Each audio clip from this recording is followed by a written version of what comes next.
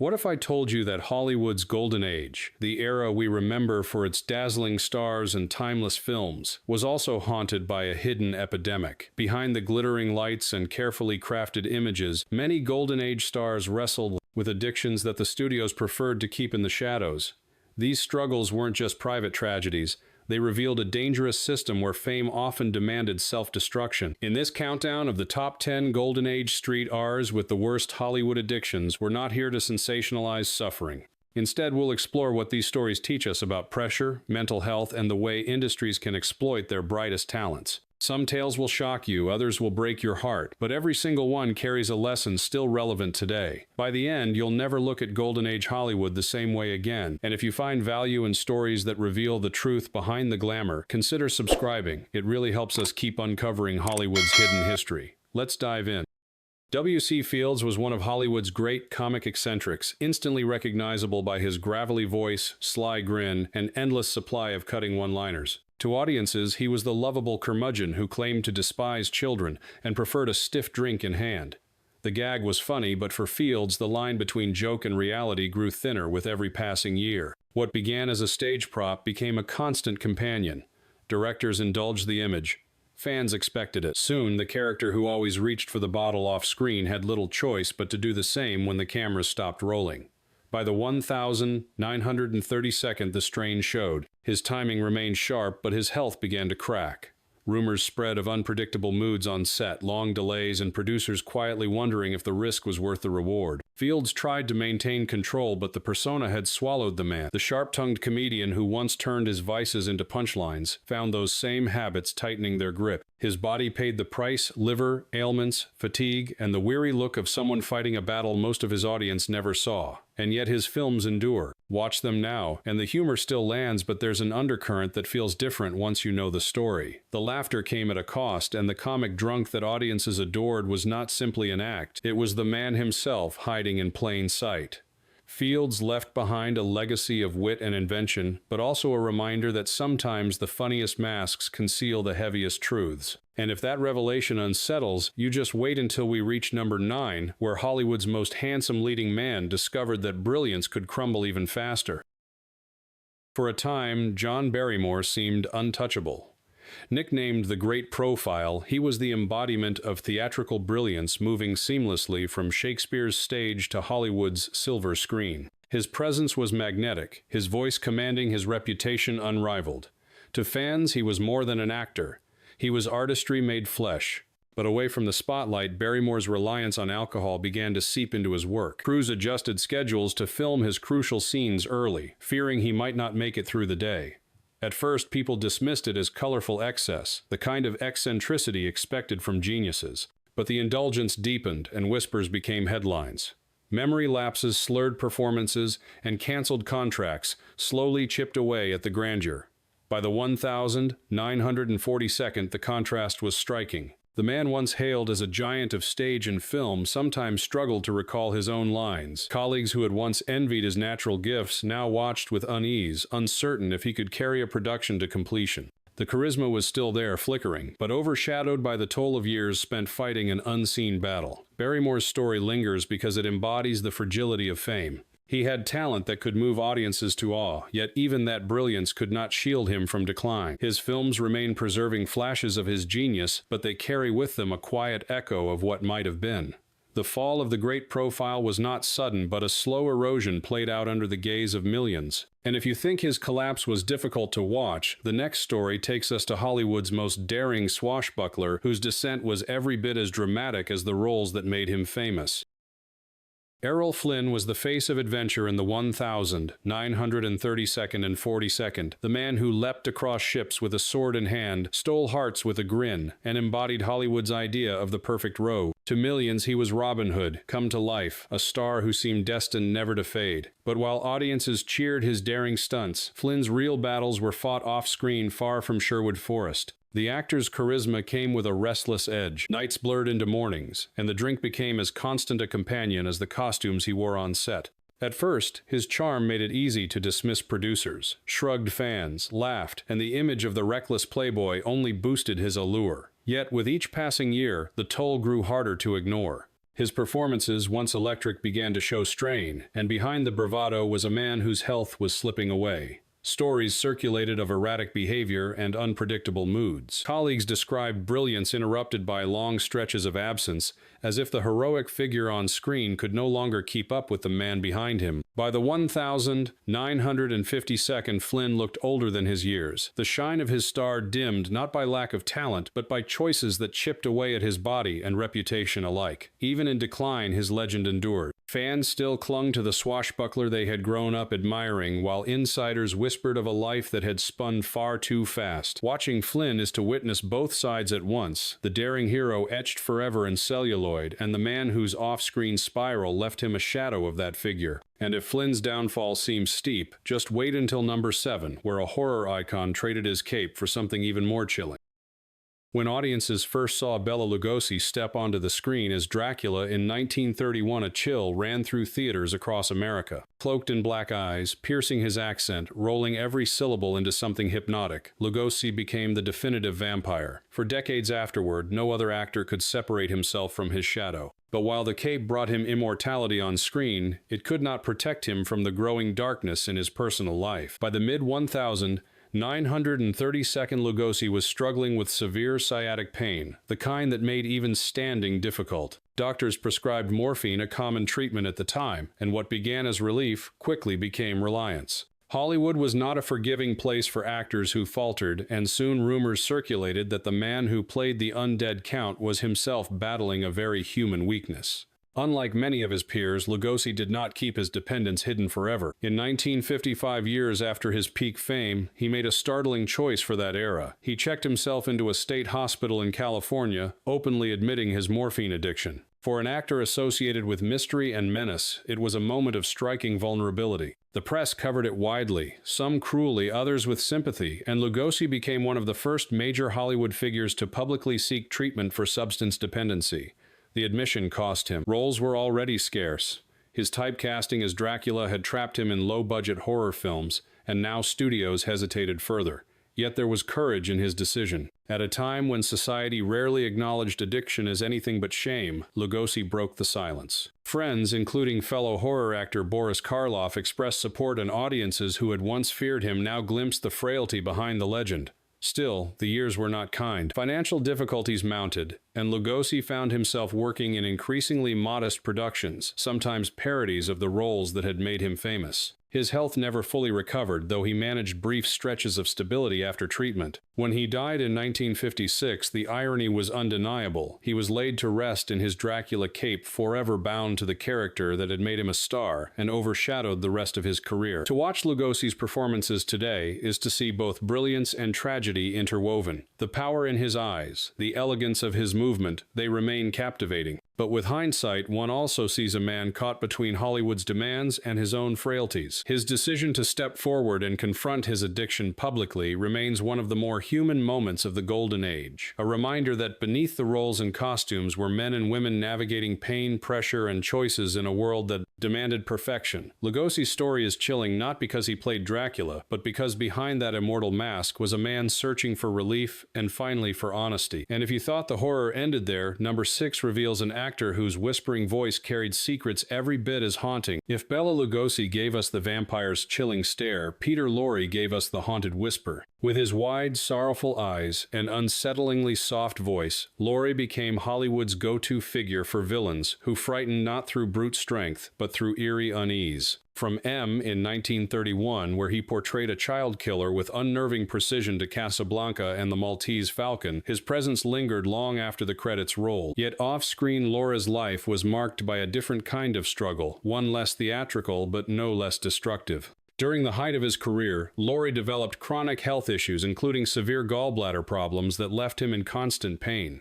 Doctors, as was common in the mid-20th century, prescribed morphine and other painkillers liberally. For Lorre, the relief was immediate, but so too was the dependency. What started as medical necessity slid into daily reliance, and soon the man who could mesmerize audiences with a single line was wrestling with a dependence that gnawed at his health and career. Unlike the flamboyant spirals of other stars, Lorre's decline was quiet, almost hidden.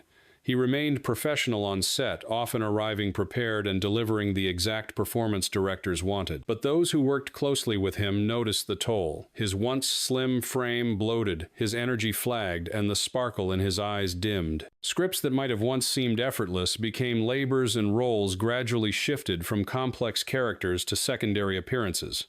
Hollywood's studio system rarely offered compassion. To executives, stars were investments, and if one faltered, another could be slotted in. Laura's name still drew interest, but his opportunities dwindled. Friends like Humphrey Bogart remained supportive, yet even loyalty had limits in an industry built on relentless momentum.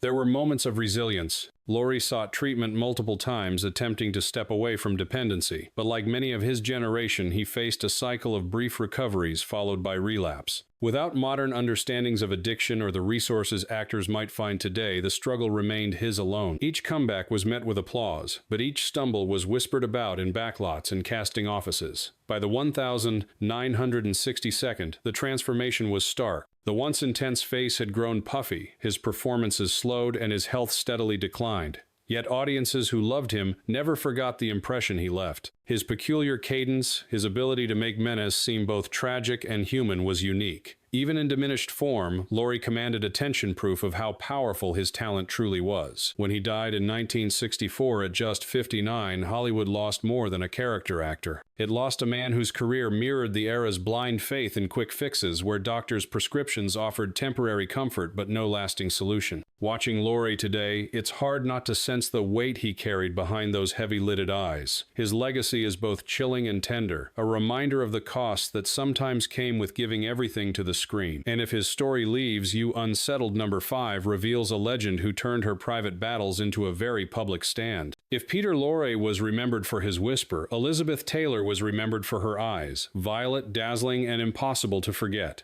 She entered Hollywood as a child star in National Velvet and grew into one of the most iconic actresses of the 20th century. Her career spanned decades, and her beauty became shorthand for the Golden Age itself. But beyond the diamonds, the headlines, and the Academy Awards, Taylor carried a burden that eventually forced her to step into the spotlight for an entirely different reason. Taylor's life was lived under constant pressure. Married 8 times, hounded by paparazzi, and pushed by studios to maintain a perfect image, she endured a whirlwind existence that would have tested anyone. Along the way came accidents, chronic back pain, and the steady prescription of pills to keep her working. Alcohol soon joined the mix. For years, she functioned in spite of it, delivering acclaimed performances in Who's Afraid of Virginia Woolf and other classics, even as those close to her noticed the toll. By the early 1982nd, however, the facade cracked. Taylor collapsed during rehearsals and was hospitalized. In December 1983, she made a choice. Few Hollywood legends of her stature had dared before she checked herself into the Betty Ford Center for treatment. The announcement shocked the press. Here was one of the most glamorous women alive, admitting publicly that she needed help. For an industry built on illusions of perfection, Taylor's honesty was groundbreaking. The stay was grueling. She described withdrawal as agonizing, and the process of confronting her dependency as more terrifying than any film role. Yet when she emerged, she did so with a candor that changed the conversation. Instead of hiding her struggles, she spoke openly about them, acknowledging the pressures that had pushed her into dependency and the courage it took to seek recovery. Taylor's decision resonated far beyond Hollywood. Fans saw vulnerability where they had only seen glamour. For others trapped in silence, her admission provided a mirror. They were not alone, and if Elizabeth Taylor could seek help, perhaps they could too. The media, which once reveled in her scandals, now chronicled her resilience. She had transformed from tabloid fixture into pioneer. In later years, Taylor's health continued to falter, but she remained steadfast in her advocacy. She used her platform not only to discuss addiction, but also to champion causes like HIV, AIDS, awareness, becoming one of the first major celebrities to speak out during the height of the crisis. Her legacy, therefore, is not just cinematic, it is deeply human. Elizabeth Taylor's story stands apart from the tragic spirals of her contemporaries because it offered something rare, a glimpse of redemption. She did not erase her struggles, but she refused to be defined by them. The woman once known solely for her beauty became a symbol of candor and strength. And if Taylor's revelation feels courageous, number 4 will remind us how even the brightest stars can be consumed by silence, leaving behind only unanswered questions. If Elizabeth Taylor embodied Hollywood's enduring glamour, Marilyn Monroe embodied its fragile dream. With her platinum hair, breathy voice, and radiant smile, Monroe became the ultimate symbol of desire in the 1952nd. Films like Gentlemen Prefer Blondes and Some Like It Hot cemented her as an icon whose appeal seemed effortless. Yet behind the sparkle of stardom, Monroe's life was a storm of sleepless nights, relentless pressure, and pills that promised rest but delivered only dependence. From her earliest days in the studio system, Monroe struggled with anxiety and insecurity. The image of the carefree bombshell was carefully sculpted by executives who saw her marketability, not her vulnerability. To keep the machine running, she relied on barbiturates and sleeping pills, medications prescribed liberally at the time, often without caution about their risks. Nights that should have brought rest instead became battles, and bottles of pills lined her bedside. Colleagues noticed. Directors reported delays as she arrived late to set, groggy from medication. Co-stars like Tony Curtis and Jack Lemmon admired her charisma, but quietly acknowledged her unpredictability. Every performance seemed like a miracle pulled from chaos, the laughter on screen hiding the turmoil that followed once the cameras stopped. Monroe sought help repeatedly: therapy sessions, hospital stays, brief periods of stability, but the cycle tightened. The more she struggled, the more the tabloids feasted, turning her pain into headlines. The marriage to Joe DiMaggio collapsed under scrutiny, her union with Arthur Miller faltered, and the loneliness deepened. Fame, instead of providing security, became a cage from which she could not escape. On the night of the 4th of August 1962, Monroe was found in her Los Angeles home, a victim of acute barbiturate poisoning. The official report listed probable suicide, though speculation has endured for decades. What is undeniable is the sense of loss. She was only 36, her career still vibrant, her influence still growing. Hollywood had created an image too large for one person to carry, and in the end, the burden proved crushing. Looking back, Monroe's story resonates not only because of her beauty and talent, but because of her humanity. She was adored by millions, yet felt profoundly alone. She made the world laugh, yet fought private despair. Her reliance on pills was not just a personal failing, it was a reflection of an industry that prized appearances over well-being, speed over care, and profit over people. Today, Monroe's face remains one of the most recognized in the world, printed on posters, painted on murals, immortalized in pop art. But her legacy is more complex than the smile frozen in photographs. It is the story of a woman who gave everything to her craft only to be undone by the very system that celebrated her. And if Monroe's tragic silence still echoes, number 3 reveals another star whose fall was not sudden but stretched across years, a slow unraveling that turned brilliance into heartbreak. If Marilyn Monroe was the face of Hollywood's fragility, Montgomery Clift was its soul. With his brooding eyes and delicate intensity, Clift redefined acting in the 1942nd and 52nd. Alongside contemporaries like Marlon Brando and James Dean, he embodied a new style, raw, vulnerable, almost painfully real. Audiences didn't just watch Clift, they felt him. Yet beneath that magnetic talent lay a man haunted by insecurities, and one night in 1956 would alter his trajectory forever. After leaving a dinner party at Elizabeth Taylor's home, Clift's car skidded off a winding road and crashed. Friends who rushed to the scene found him bloodied, his face shattered. Taylor herself famously pulled broken teeth from his throat to keep him from choking. The accident left Clift disfigured, though surgeons worked tirelessly to reconstruct his features. When he returned to the screen, the difference was subtle to some, glaring to others. For Clift, it was devastating. The physical pain was constant, and with it came prescriptions for strong painkillers. What began as necessary relief soon became daily reliance, compounded by alcohol as he searched for comfort in the haze. The once bright, disciplined actor found himself caught in a cycle: work, medicate, drink, repeat. Colleagues whispered about his trembling hands on set, his slurred lines, his difficulty remembering dialogue. Directors who had once hailed him as the future of cinema now hesitated, uncertain if he could carry a film. And yet flashes of brilliance remained. In Judgment at Nuremberg, 1961, Clift delivered a performance so raw that critics praised it as one of his finest. But the effort cost him. Every scene was a battle every day, a test of endurance. The industry watched as one of its brightest angels slowly descended undone, not by scandal or arrogance, but by pain and dependency. By the mid-1962nd, the transformation was heartbreaking. Once considered Hollywood's most beautiful man, Clift looked far older than his years. Friends described him as gentle but unreachable, drifting in and out of lucidity. On the 23rd of July 1966, he was found dead in his Manhattan townhouse at just 45, officially from a heart attack. Many who knew him believed it was the inevitable conclusion of a life eroded by the combined weight of injury, addiction, and despair. Clift's story endures because it captures a paradox: extraordinary talent and extraordinary suffering coexisting in the same body. Watching his early films is to glimpse the promise of an actor who could have redefined generations. Watching his later ones is to see courage in the face of decline. He remains in many ways the most human of stars, a man who gave everything to his craft, even as it consumed him. And if Clift's unraveling feels unbearably intimate, number 2 reveals a legend whose private demons stood in stark contrast to the saintly image Hollywood carefully constructed. If Montgomery Clift symbolized fragility, Spencer Tracy embodied strength. To audiences, Tracy was Hollywood's moral compass, the everyman hero, steady and dependable, a figure whose presence radiated integrity. Whether playing a tough judge, a compassionate priest, or a determined working-class father, he gave the impression of a man unshakable in both values and spirit. Yet beneath the surface of that saintly image lived a secret that haunted him for decades, a lifelong battle with alcohol. Unlike stars whose excesses spilled into the tabloids, Tracy's demons were carefully contained. Studios shielded him, directors covered for him, and colleagues who adored his talent learned to navigate his unpredictable moods. On screen, he was flawless.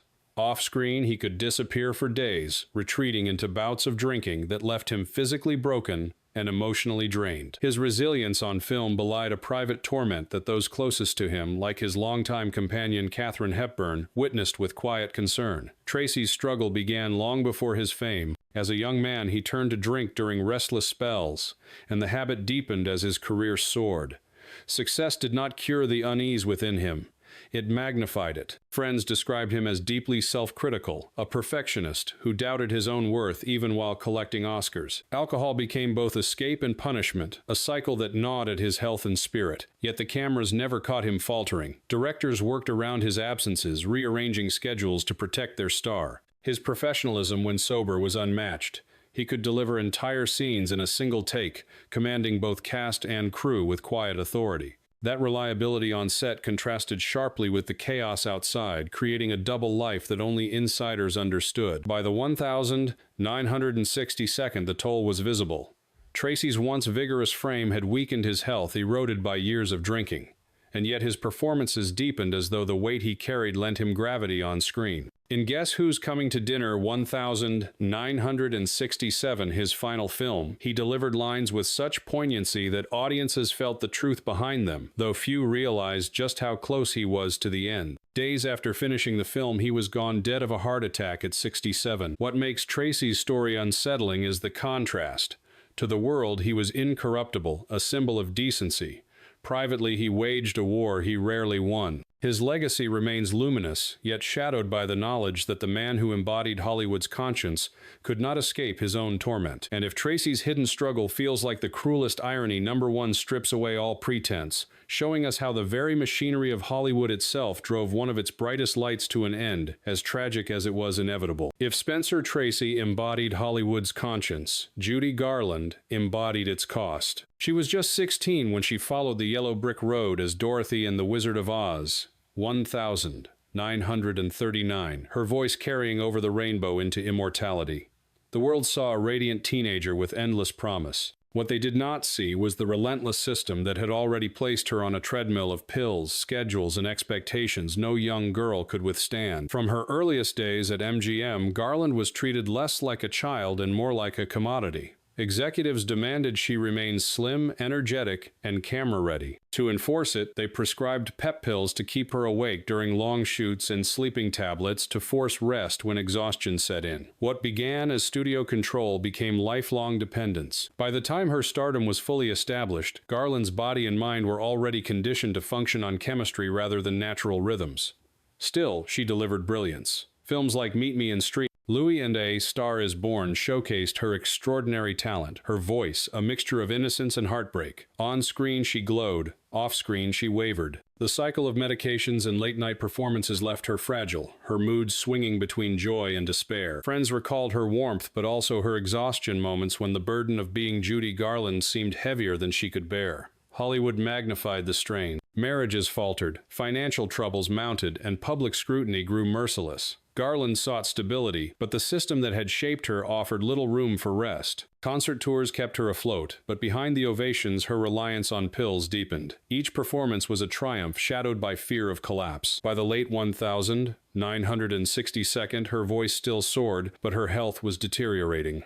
On the 22nd of June 1969, in a modest London home, Garland's story came to an abrupt and tragic end at just 47. The official cause was an accidental barbiturate overdose, but for many, her death symbolized something larger, the final act of an industry that had taken a girl's innocence and demanded a woman's sacrifice. What makes Garland's story unforgettable is not simply its tragedy, but its humanity. She longed for love, stability, and peace desires as ordinary as those of her fans who adored her. Yet she was rarely allowed to be ordinary. The image of Dorothy, forever young and hopeful, lingered as Garland herself aged under impossible expectations. Today, Judy Garland's legacy is more than a cautionary tale. It is a reminder of both the beauty she gave and the price she paid. Her voice still echoes with yearning, her performances still captivate, but behind every note is the shadow of what she endured. She was not just a star of Hollywood's golden age, she was its brightest light and also its most devastating loss. And so our countdown ends not with scandal, but with sorrow. A story that reveals how even the greatest treasures of the screen were in the end heartbreakingly human. From W.C. Fields turning a prop into a prison to Judy Garland carrying the weight of an entire industry on her young shoulders, these stories remind us that Hollywood's golden age was never as golden as it seemed. Behind the shimmering marquees and timeless performances lay struggles that were often hidden, denied, or excused. Addiction was not just a private torment, it was woven into the very fabric of a system that demanded perfection and paid little attention to the cost. Looking back, it's impossible not to feel both admiration and sorrow.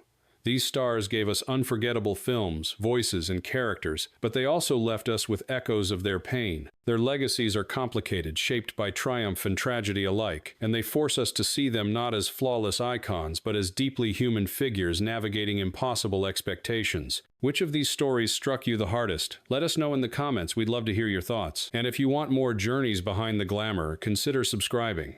Hollywood's brightest lights often cast the darkest shadows, and there are many more truths still waiting to be told.